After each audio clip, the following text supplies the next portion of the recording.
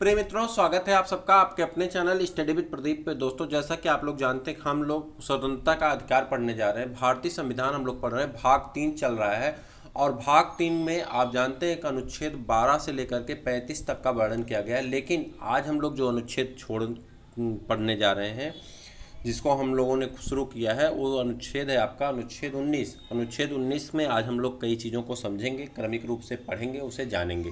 लेकिन उसके पहले हम थोड़ी सी जानकारी जानते हैं कि स्वतंत्रता का अधिकार क्या होता है, इसके बारे में। ठीक है, चलिए स्टार्ट करते हैं। संविधान का भाग 3 जो आप जानते हैं, मैंने आपसे अभी बताया कि 12 से लेकर के अनुच्छेद 12 से 35 तक का वर्णन किया गया है।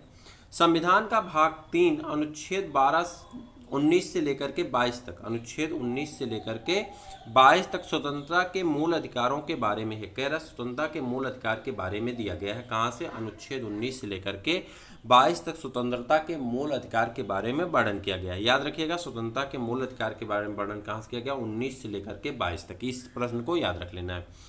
कह रहा है अनुच्छेद 19 में कुल 6 प्रकार के मूलभूत स्वतंत्रताएं आपको दी गई। कितने? 6 प्रकार की मूलभूत स्वतंत्रताएं आपको प्रदान की गई हैं।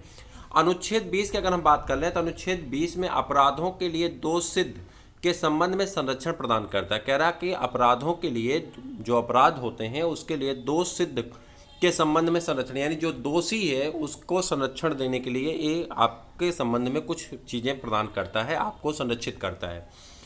अनुच्छेद 21 जो है प्राण एवं दैहिक स्वतंत्रता को संरक्षित किया जाता है, यानी आपके प्राण और दैहिक स्वतंत्रता के लिए आप अनुच्छेद 21 का सहारा ले सकते हैं, आप अपनी सुरक्षा कर सकते हैं। अनुच्छेद 21 का आपसे एग्जाम में बहुत ज़्यादा पूछे जाने वाला प्रश्न है। अनुच्छेद 21 का 86वां संविधान संशोधन 2002। याद रखिएगा, 86वां संविधान संशोधन अधिनियम 2002 द्वारा अंतः स्थापित किया गया। ये शिक्षा के अधिकार को मौलिक अधिकार घोषित करता है, यानी शिक्षा का जो अधिकार है इसे मौलिक अधिकार घोषित करता है। आपसे प्रश्न बहुत बार पूछा जाता है, तो इस प्रश्न मोस्ट इंपॉर्टेंट की श्रेणी में है, तो इसे आपको कंठस्थ कर लेना है, याद कर लेना है। ठीक है, आगे बढ़ जाए। अनुच्छेद 22 में कुछ दशाओं में गिरफ्तारी और निरोध का संरक्षण प्रदान किया गया है। ठीक है, गिरफ्तारी से बचाव के लिए कहाँ पे है? अनुच्छेद 22 में दिया गया है। तो अब 19 में जो 6 आपको दिए गए मूलभूत स्वतंत्रताएं दी गई, उनमें एक एक करके सबके बारे में हम समझने का प्रयास करते हैं। पहली स्वतंत्रता जो दी गई है वो वाक एवं अभिव्यक्ति की स्वतंत्रता दी गई, यानी आपको बोलने का अधिकार है। लेकिन आप बोलने का अधिकार का मतलब किसी को आप गाली नहीं दे सकते। आपको बोलने की स्वतंत्रता है, लेकिन आप किसी को गाली नहीं देंगे, वरना वो भी पलट के देगा। ठीक, तो आप बोल सकते हैं, अपना हक मांग सकते हैं। जैसे अभी हम लोगों ने एक ट्रेंडिंग में चलाया था, एक वीडियो चली थी जिसमें हम लोग मानते रहे कि जो है सरकार से अपना हक मांग रहे थे, हमें नौकरी दीजिए, हमें नौकरी दीजिए, हमें सरकार चुनने हैं, तो हम नौकरी मांगने का हमारा अधिकार है। तो हम अपनी वाक जो है, हमारी जो वाक है, उसे हम लिख करके, जैसा कि आप जानते हैं कि जो वाक होता है उसे 3 प्रकार से व्यक्त किया जा सकता है। आप लिख करके कह सकते हैं, संकेत के माध्यम से कह सकते हैं, आप मुंह से बोल करके कह सकते हैं। तो हम लोग वहाँ पे ट्विटर, ऑनलाइन की दुनिया में, चूँकि कोविड-19 है, तो ऑनलाइन जगत में हम लोग ट्विटर के माध्यम से सरकार से, चाहे वो रेलवे मंत्रालय रहा हो, चाहे एसएससी हो रही हो, चाहे आपके यूपी SSC हो, चाहे आपके यूपी PSC हो, हमने अपने अधिकार मांगे कि सर हमारे अधिकार दे दीजिए, हमें जॉब दे दीजिए, हमें संविधान नहीं चाहिए, हमें जॉब चाहिए। और सरकार हम लोगों की बातों को गौर से सुनी और समझी, और सरकार ने भी अपने नियम का पालन करते हुए वैकेंसियों को जारी करने का आदेश दे दी विभागों को, जल्दी जल्दी ब्यौरा जुटाइए और वैकेंसियाँ जारी करिए। तो ये हमारी हो गई वाक स्वतंत्रता, हम अपने अधिकार की मांग कर सकते हैं। दूसरा है आपका शांतिपूर्ण और निरायुद्ध सम्मेलन की स्वतंत्रता। आप शांतिपूर्ण तरीके से बिना हथियार लिए, निरायुद्ध मतलब बिना हथियार के, आप कहीं पे स्वतंत्रता है कि आप सम्मेलन कर सकते हैं, आप बातचीत कर सकते हैं, आप गुट बना सकते हैं, आप बैठ करके अपने में कोई कथा पूजन इत्यादि का कार्यक्रम कर सकते हैं, लेकिन वहाँ पे हथियार नहीं होने चाहिए। ठीक है, निरायुद्ध होना चाहिए आपको, और शांतिपूर्ण ढंग से। ये नहीं 4 लोग बैठ गए पंचायत करने तो वहाँ पे मारा शुरू हो जाए, ऐसा काम नहीं करना है। अगला है संगठन या संघ बनाने की स्वतंत्रता होगी। संगठन या संघ बनाने की स्वतंत्रता तो है, लेकिन इसमें एक चीज गौर करिएगा, कभी भी ऐसे संगठन बनाने का आपको अधिकार नहीं दिया जाता है जो संगठन ह्यूमन वेलफेयर में ना हो। यानी आप ऐसे संगठन बनाएंगे जो ह्यूमन के, प्रकृति के और हमारी वनस्पतियों के, जंतुओं के वेलफेयर में होगा। जैसे प्रोजेक्ट टाइगर आप ले लीजिए, या जैसे एक आया था ना वो चिपको मूवमेंट ले लीजिए, तो ये प्राकृतिक वनस्पतियों के संरक्षण से। तो ऐसा कोई मूवमेंट आपका जो वेलफेयर से, जैसे मान लो लिया जाता है, विकलांग केयर फंड लिया जाता है, विकलांगों के दिव्यांग सॉरी माफ़ करिएगा, दिव्यांगजनों को शिक्षा देने के लिए बहुत सारे केयर फंड बनाए गए हैं जहाँ पे लोग उस करते हैं, वृद्धा आश्रम बनाए गए हैं। तो जो ऐसी संस्थाएं होंगी जो वेलफेयर में काम करेंगी, तो आप ऐसे संगठन का निर्माण कर सकते हैं। लेकिन आप ऐसे संगठन का निर्माण नहीं कर सकते कि आप ऐसा कोई संगठन बना लीजिए जो हमारी सरकार को मतलब सरकार को या देश की जो एकता है, अछूतता है, जो देश की सार्वभौमिक शक्तियाँ हैं उसे नष्ट करने का कार्य करता हो। ऐसा कोई संगठन आपको बनाने का अधिकार नहीं दिया जाता है। ठीक है, आगे बढ़ जाते हैं। भारत के राज्य क्षेत्र में आबाद संचरण की स्वतंत्रता। भारत के राज्य क्षेत्र में आप कहीं भी जा सकते हैं, आ सकते हैं, संचरित घूम सकते हैं, टहल सकते हैं। कुछ ऐसे स्पेशल जोन हैं जहाँ पे आपको रोका गया है, जैसे कि दलदल। अब दलदल में आपको रोक दिया गया, वहाँ पे लगा दिया गया कि ह्यूमन यहाँ नहीं जा सकते। अब आप कह दें कि हमें स्वतंत्रता है, हम दलदल में जाएंगे, जाओ भी, मरो, कौन तुम्हें मना कर रहा है। तो वहाँ पे कुछ चीज़ें ऐसी हैं, जैसे कि अब मान लो कि कोई ऐसा पार्क है जहाँ पे सांप होते हैं बहुत ज़्यादा, कोई ऐसी जगह है जहाँ पे बहुत ज़्यादा जो है टाइगर हो। अब वहाँ पे इंसानों से कह दिया भैया आप बच के जा सकते हैं, हो सकता है आपके लिए खतरा हो, चीता मिल जाएगा, तो फिर आप क्या करेंगे? जो कुछ करना होगा वही करेगा, शेर ही करेगा। ठीक है, ऐसी स्थिति में आबाद रूप से संचरण कर सकते हैं, किसी राज्य में जा सकते हैं, किसी प्रदेश में जा सकते हैं, कहीं जा कर के आप किसी से रह सकते हैं। लेकिन यहाँ पे आपको कुछ रिस्ट्रिक्शन साइट हैं, वहाँ पे आप नहीं जा सकते, वो बाद में हम लोग चर्चा करेंगे जब पढ़ेंगे तब। भारत के राज्य क्षेत्र के किसी भाग में निवास करने या बस जाने की स्वतंत्रता। भारत के किसी भी राज्य क्षेत्र में आप निवास कर सकते हैं, वहाँ पे बासिंदा बन सकते हैं, यानी बस सकते हैं।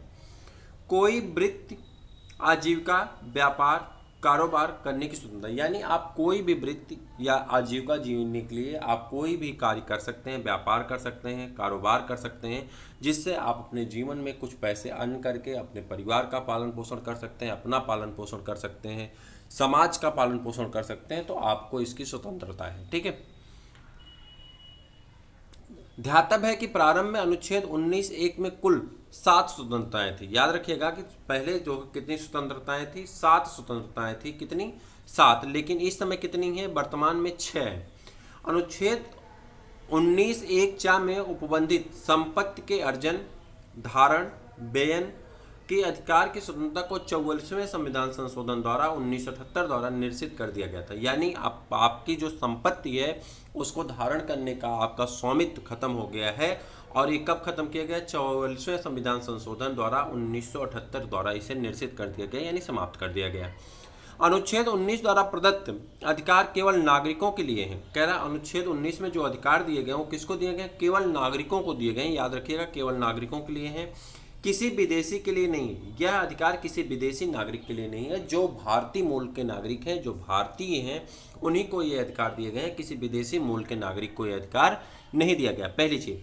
अगला, नागरिकों से तात्पर्य नैसर्गिक व्यक्ति से, अतः विधिक व्यक्ति यथा, जैसे कि विधिक व्यक्ति में कौन आ जाते हैं? जैसे कि आपकी कंपनियां हों, निगम हों आदि, यह अधिकार उपलब्ध नहीं। अब कंपनियों को या किसी निगम को यह अधिकार उपलब्ध नहीं कि आप कह दें कि हमें तो ये कहा गया कि हम कहीं भी जाकर के रोजगार कर सकते हैं। तो आप फर्म बनाएंगे तो उसके लिए आपको एक वो मांगना पड़ता, क्या कहते हैं, लाइसेंस लेना पड़ेगा। ठीक है, तो उसके लिए आपको कानूनन तौर से दूसरे तरीके से जा सकते हैं। लेकिन बाकी आप अगर कहीं जाना चाहते हैं, रेहड़ी लगाना चाहते हैं, ठेली लगाना चाहते हैं, सब्जी बेचना चाहते हैं, तो आप आराम से कर सकते हैं। उसके लिए बहुत दबाव आपको सरकार नहीं देती। यहाँ पे अतः विधिक व्यक्ति यथा कंपनी, निगम आदि को अधिकार उपलब्ध नहीं, किंतु कंपनी के अंशधारी इस अधिकार का दावा कर सकते हैं। लेकिन जो कंपनी के अंशधारी हैं, जो कंपनी के लोग हैं, जो कार्य करते हैं, वो इस दावे को मांग सकते हैं। अनुच्छेद 19 के 2 भाग हैं। अनुच्छेद 19 के कितने भाग हैं? 2 भाग हैं। एक है अनुच्छेद 1, 19 का 1 का से लेकर के 6 के मूलाधिकारों का वर्णन करता है, तथा 19 का खंड 2 से 6 तक उन मूल अधिकारों का आरोपित निर्बंधन के बारे में है।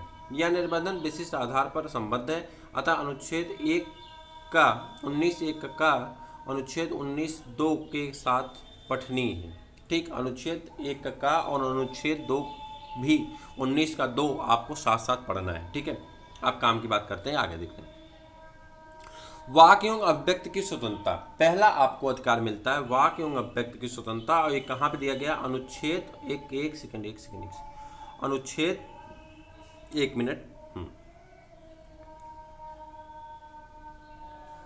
अनुच्छेद 19(1) का में भारत के सभी नागरिकों को वाक एवं अभिव्यक्ति की स्वतंत्रता प्रदान करता है।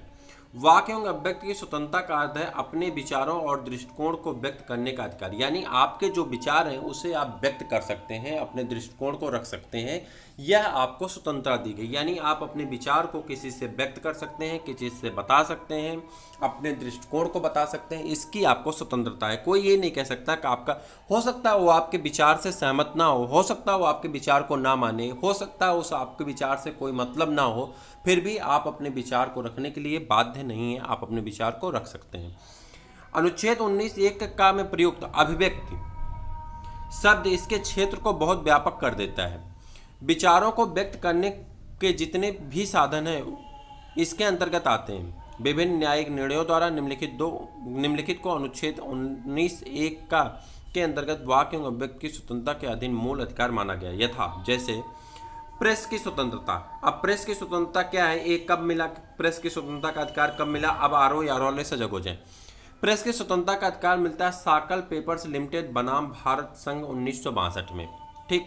दूसरा है राष्ट्रीय ध्वज फहराने का अधिकार, भारतीय संघ बनाम नवीन जिंदल 2004 में।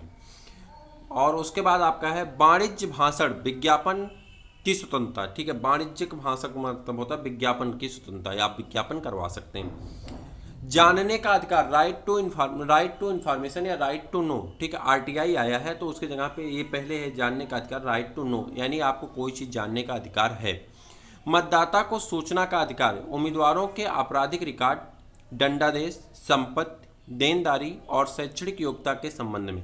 यानी अगर आप कोई चुनाव लड़ रहे हैं तो आपका वोटर जो होगा, जैसे मान लीजिए कि आपको विधानसभा का चुनाव लड़ना है, आप विधायक के लिए चुनाव लड़ रहे हैं, अब आप विधायक बनना चाहते हैं तो आपके रिकॉर्ड को, यानी आपके पास संपत्ति कितनी है, आपका कोई आपराधिक रिकॉर्ड तो नहीं है, आपकी कोई संपत्ति की लेनदारी कितनी है, आप कितने पढ़े लिखे हैं, आप कितने एलिजिबल हैं, ये चीज़ जानना जनता का अधिकार है। जनता आपसे पूछ सकती है और जनता को आपको बताना भी पड़ेगा कि आपके साथ कौन से ऐसी चीज़ें। यही कारण होता है कि जब चुनाव आता है तो आपने टीवी सीरियल के डिबेट में देखा होगा कि नेताओं को बुलाया जाता है। जैसे कि मान लीजिए एक शो आता है, आपने देखा होगा आपकी अदालत, तो वहाँ पे जो भी हमारे नेता आते हैं, मान लो कोई मुख्यमंत्री है, कोई सांसद है, कोई मंत्री है, तो उन्हें जब बुलाते हैं रजत शर्मा जी, तो वो वहाँ पे क्या कहते हैं, उनसे पूछते हैं कि ये बताइए कि आप का ये रिकॉर्ड है, ऐसा आप पे इल्ज़ाम लगाया जाता कि आप ऐसा बोले थे, आप पे इल्ज़ाम लगाया जाता कि आपने ऐसा किया था, आप पे इल्ज़ाम, तो वो बोलने की स्वतंत्रता कहाँ, उनको प्रेस में है, उनको ये स्वतंत्रता है कि वो अपने अधिकार की मांग कर सकते हैं। और वो अपनी बात नहीं बोलते हैं बल्कि वो जनता के प्रश्नों को वहाँ पे एक तरह से रखते हैं कि जनता का ये सवाल है, आप बताइए कि आपके साथ ऐसा क्या है, आपके ऊपर आपराधिक रिकॉर्ड है, आपके ऊपर ठीक है ऐसे रिकॉर्ड हैं, आपके ऊपर ऐसे इल्ज़ाम लगाए गए हैं, तो क्या सच है। तो जो हमारे नेता गण जाते हैं वो वहाँ पे क्या करते हैं, अपनी स्पष्टीकरण देते हैं, जिनका केस चल रहा हो तो वो भी बताते हैं कि हमारे ऊपर ऐसे केस चल रहा है, लेकिन वो केस में मैं बरी हूँ, ऐसे वैसे वगैरह वगैरह चीज़ें वो अपना बताते हैं। ठीक, तो उनकी योग्यता क्या होगी, उनके रिकॉर्ड कैसे हैं, तो वो आपको अपने मतदाता से बताना पड़ेगा। अगला है चुप रहने का अधिकार, और इसमें एक चीज़ और है, इसमें चुप रहने का भी अधिकार है। ठीक है, तो चुप रहने का अधिकार का मतलब है, राष्ट्रगान का मामला है, इमैनुअल बनाम केरल राज्य 1986 का मामला है, इसमें चुप रहने का अधिकार है। जैसे मान लो बहुत सारे जब राष्ट्रगान होता है तो बहुत सारे ऐसे व्यक्ति होते हैं जिनको राष्ट्रगान याद नहीं होता है। ऐसी स्थिति में वह पर्सन वहाँ चुप होकर के साधारण मुद्रा में खड़ा हो सकता है। तो यह एक अधिकार देता है कि आप चुप भी रह सकते हैं जब लोग अपनी प्रार्थना कर रहे हैं, इबादत कर रहे हैं। जैसे बीच में अभी मैं कुछ देर के लिए चुप था, तो आप जानते हैं कि मैं ब्राह्मण हूँ, हिंदू धर्म को मैं बहुत दिल से मानता भी हूँ और हिंदू धर्म का पालन भी करता हूँ, लेकिन जैसे ही अजान हुई मैं 2 सेकंड के लिए चुप था। तो चुप होने के पीछे का कारण क्या है कि ये चुप होने का भी अधिकार, भाई किसी के पूजा पाठ है, किसी के अपने संस्कार हैं, तो उसमें हम 2 मिनट के लिए शोर शराबा ना करके हमें चुप रहने का भी अधिकार है कि हम चुप रह सकते हैं। ठीक है, बात समझ गए आप। उसके बाद अगला है आपको सूचनाओं तथा समाचारों को यानी साक्षात्कार आदि के जानने का अधिकार, यानी जो सूचना है या जो समाचार है उसको जानने का आपको अधिकार है। ये स्वतंत्र प्रेस की स्वतंत्रता के अंतर्गत ही आता है। यानी जो प्रेस की स्वतंत्रता होती है, जैसे हम आपको अलग अलग न्यूज़ बताते रहते हैं कि नई वैकेंसी आने वाली है, नई जॉब आने वाली है, इसका सिलेबस ये है, इसका पेपर वो है, इसका कट ऑफ इतना जा सकता है, इत्यादि चीज़ों पे हम लोग चर्चा करते हैं ना, तो ये भी आपकी किस में आ जाती है, प्रेस की स्वतंत्रता के अंतर्गत भी आ जाता है। हम लोग हालांकि प्रेस से नहीं है, यूट्यूब के माध्यम से, लेकिन हम अपनी बातों को व्यक्त करते हैं एक सूचना के माध्यम से। यूट्यूब एक प्लेटफार्म है जिस माध्यम से हम अपने दिल की बातों को, अपने पाठ्यक्रम की बातों को, अपने छोटे थोड़े मोड़े ज्ञान की बातों को हम आप तक पहुंचाते हैं। आप सबका सहयोग और आप सबका प्यार है कि उसे आप लोग आगे तक बढ़ाते हैं, जिससे आपका परिवार धीरे धीरे बढ़ता चला जा रहा है। तो ये आपके लिए कहीं ना कहीं हितैषी है। तो इन पक्षियों का भी बोलने का अधिकार है, तो ये बोल रही थी, इनको बोलने दीजिए। आगे है आपका विदेश जाने का अधिकार। आपको विदेश जाने का भी अधिकार है। आप विदेश जाना चाहते हैं तो आप विदेश जा सकते हैं, ठीक है। आप विदेश जाना चाहते हैं तो आप विदेश जा सकते हैं। मेनका गांधी बनाम भारत संघ 1978 के मामले में है। मेनका गांधी बनाम भारत संघ 1978 के मामले में। अगला है इलेक्ट्रॉनिक मीडिया, टेलीविजन, रेडियो आदि द्वारा किसी घटना को आंखों देखा हाल प्रसारित करने का अधिकार है। प्रदर्शन या धरना करने का अधिकार है, लेकिन किंतु तभी तक या जबकि हिंसात्मक या उच्छृंखल नहीं हो। मैंने आपसे शुरू में ही बताया ना कि कोई कार्य आप कर सकते हैं, लेकिन वो जो हमारा मूलभूत कर्तव्य है, जो हमारा मूल कर्तव्य है, यानी जन जीवन या हमारी सामाजिक सहिष्णुता जो हमारी है, इसका हरासमेंट नहीं होना चाहिए। आप किसी भी प्रकार का हिंसा नहीं कर सकते हैं, आप किसी प्रकार से उग्रता नहीं कर सकते, आप किसी के साथ गलत व्यवहार नहीं कर सकते हैं।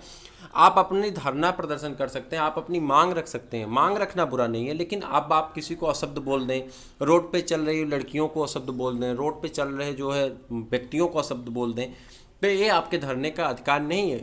इसमें मजबूरी में पुलिस को लाठीचार्ज करना पड़ता है।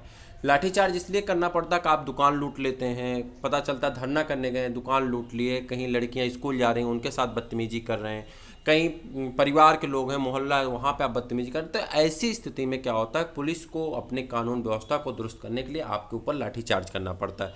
आप धरना और प्रदर्शन जो करना है उसे अहिंसात्मक तरीके से करिए। आप चुपचाप मौन धारण करके बैठिए, अपनी मांग रखिए, सरकार आपकी मांग को अवश्य सुनेगी। आपने ऑनलाइन मांग रखी थी और सरकार ने आपकी मांग को सुनी, सारी वैकेंसी को जल्द से जल्द कराने का निर्णय दिया गया। आगे बढ़ रहे हैं, उसके बाद है पूर्व अवरोध। ठीक, आगे है हड़ताल एवं बंद का अधिकार, अनुच्छेद 19 में दिया गया है। अंतर्गत मूल अधिकार नहीं, कह रहा हड़ताल या एवं बंद का अधिकार अनुच्छेद 19(1) का के अंतर्गत मूल अधिकार नहीं है। अगर आप कोई हड़ताल करते हैं, कोई वो करते हैं, क्या करते हैं, तो ये आपका मूल अधिकार नहीं है। अतः बंद का आह्वान एवं आयोजन असंवैधानिक है। अनुच्छेद 19(1) का अनुच्छेद 19(2) के साथ पठनीय। ठीक, अनुच्छेद 19(1) का अनुच्छेद 19(2) के साथ पठनीय पढ़ा जाता साथ साथ।